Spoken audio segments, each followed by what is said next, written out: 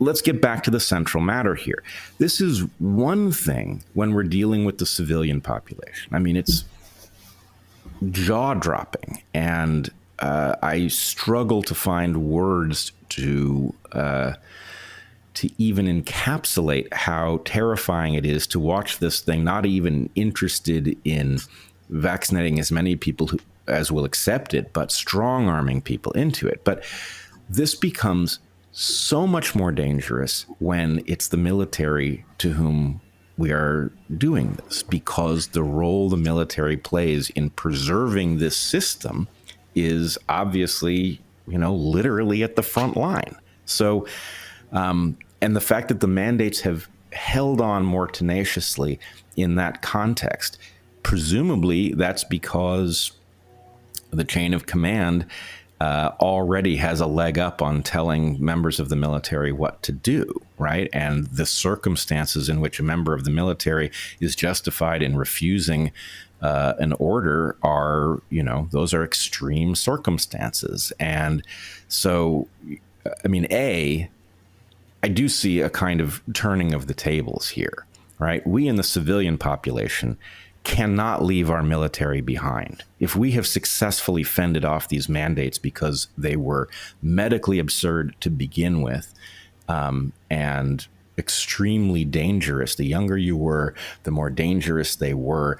This is about the future of that civilian population. For us now to walk away from that issue while the military is still exposed to this danger is not only foolish from the point of view of our long-term well-being in the civilian population, but it's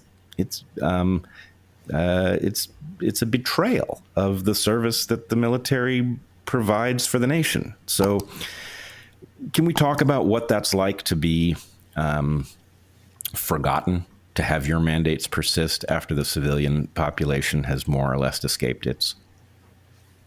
Yeah, Brett, this has been incredibly troubling. I think one of the challenges that I saw was the Secretary of Defense mandated the COVID-19 vaccine in August of 2021. At that point, after over a year and a half of living with COVID, we'd lost 28 military service members.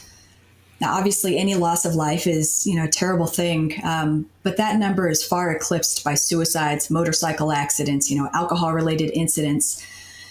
After implementing the mandate, by October, late October, that number had more than doubled, and we'd gone to 70 military deaths that were, labeled due to COVID, and those are the DoD's own the Department of Defense's own numbers.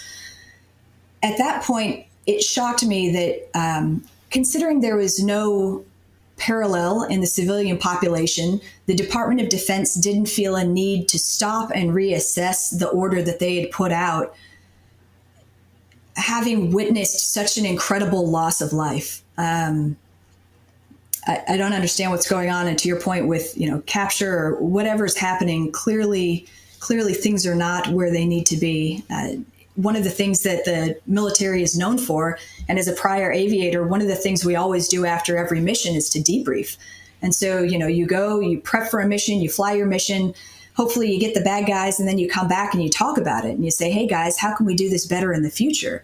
And we haven't seemed to do that at all with any of these policies, which is just not aligned with military culture and has been really disturbing. It's shocking, frankly. Yeah. And look, I know that we have to be very careful about what hypotheses we entertain here, but this is another data point.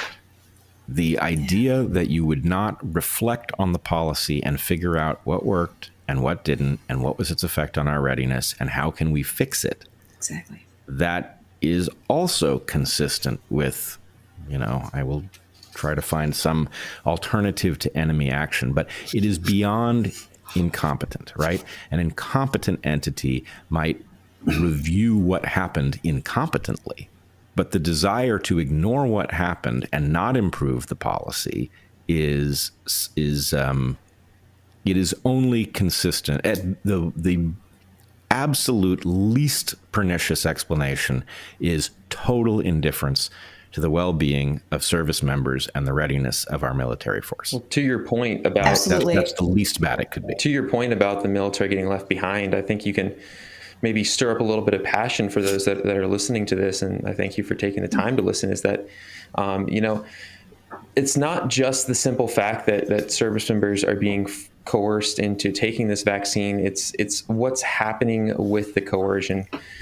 For my personal experience, I literally spent my entire life trying to be a fighter pilot. I remember distinctly thinking that my 8th grade science fair project somehow mattered for me getting into the Air Force Academy.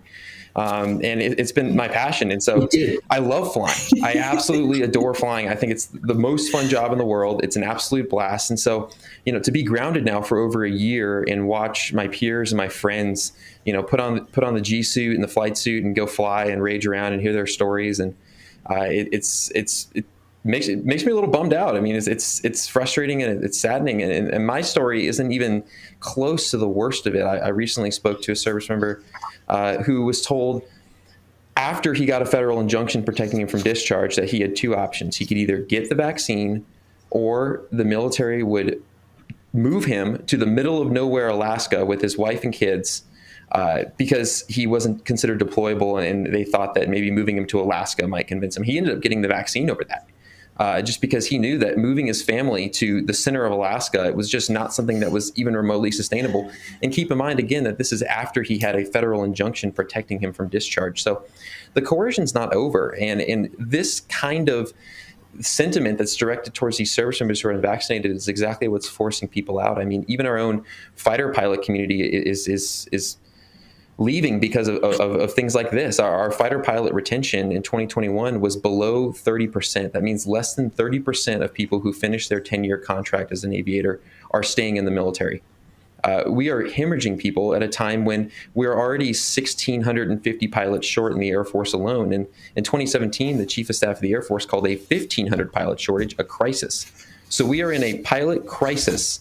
And like Dale mentioned, the pilots seem to be specifically targeted in these mandates. We are in a crisis of pilots in the military, and that's a humongous readiness issue. And it's policies like this vaccine program where people feel like they're alone and left behind and isolated and attacked. That's making people that are even vaccinated go, you know what, I think I'm going to leave this organization because it doesn't seem to represent my values, or it doesn't seem to care about me.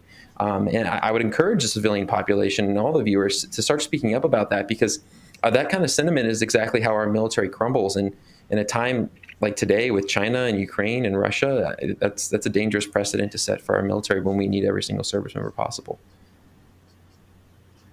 Yeah, I mean, it's particularly acute with respect to pilots for a number of reasons. I mean, this is not my area of expertise, but I can see, first of all, that the amount we invest in the training of pilots is disproportionate because the job is so technical and so difficult.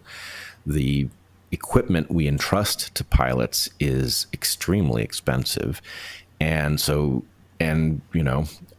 here's where I'm really speculating, but I would imagine that as difficult a job as it is to become a fighter pilot under simulated conditions, that in the heat of battle, the quality of pilots is certain to be a central question. That is to say, who can keep their cool enough to not only fly the plane, but operate the weapons and, put themselves in the right spot.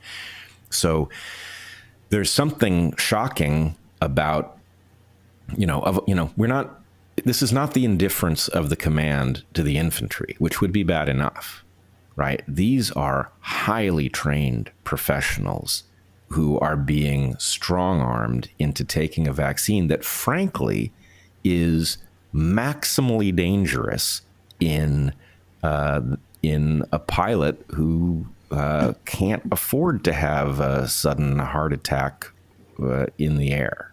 And, that data is slow to emerge, but let's put it this way. If you pay attention to medical circles in which people are seeing adverse events, they are not only seeing anomalous heart attacks in young, healthy people, they are also seeing things like automobile accidents on the rise in a spectacular way that is consistent with the idea that people who would ordinarily have gotten from A to B without a problem suddenly have a severe medical incident behind the wheel and the car careens off the road. That's all the worse if, you're 15,000 feet in the air. Right. So, to the extent that there is no medical argument for vaccinating a young, healthy person with these mRNA vaccines in the worst case, it's even worse when that person's job involves extreme pressures on their physiology and the necessity that they stay absolutely competent until the plane is back on the ground. Am I wrong about this? To your No, point, you've got it. And I'll just add to it, Bret. Go ahead, John. To your point on the data that you mentioned and how there's not a lot of data, I independently quantified exactly what you're talking about in terms of the pilots that we could stand to lose from these vaccine mandates. I worked with 350 unvaccinated pilots to generate a grassroots, if you will, study on exactly what those pilots mean to our national security. And in that study of 352 pilots, which is only about half of the unvaccinated pilots that I'm aware of in the Department of Defense, they are worth $7.8 billion in tax money. And that's including salary and training costs and everything else. That's only 350, and that's $7.8 billion. That's a big number. And the average years of service of those pilots is 14 years. So we're not standing to lose younger, inexperienced pilots like myself. We're standing to lose extremely experienced aviators with deployments and actual combat experience overseas. And that's not something that you can just recruit in and fix the problem immediately as a military. So these are extremely valuable people, and also their families. There's 800 dependents in that study as well. And so, this has largely gone ignored by Congress, which I think is unfortunate. And I hope that many members of Congress start to see the study that we released, because although it's not an official study, and to some degree, some of those numbers are estimates, they're conservative estimates at the very least. And, 14 years of service is certainly something that's not an estimate. That's real hard data. And so with that, on top of the injuries, I also helped to generate a congressional injury report that talks about and has medical data from service members who have been injured by the vaccine. And some of those injuries include a fighter pilot who got pericarditis, has been grounded for 7 months. There was one enlisted service member that had 4 strokes after getting the vaccine. And so these are serious injuries.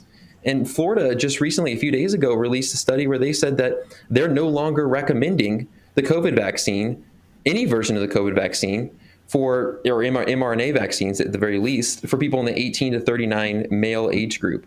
And that's based off of a self-controlled case study that they did on their own data. And so, it's starting to come out, at least in Florida and other locations across the world, that they're not recommending this vaccine to people. So I can't see how, in light of that information, that we could be recommending that when we know for a fact that this vaccine is maiming and injuring our most competent and qualified military members.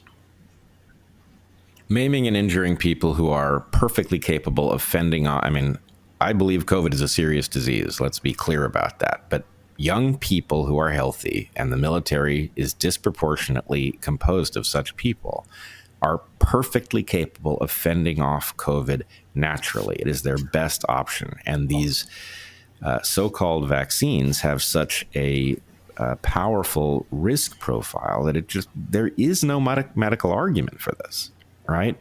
And, I think you've done a good job of exploring all of the various ways that this impinges on our readiness. There's the financial investment, there's the risk to pilots. You point out something I had missed, which is that you're losing the experienced pilots who are obviously essential to our being able to fight in the air, right? This really, it couldn't be more foolish.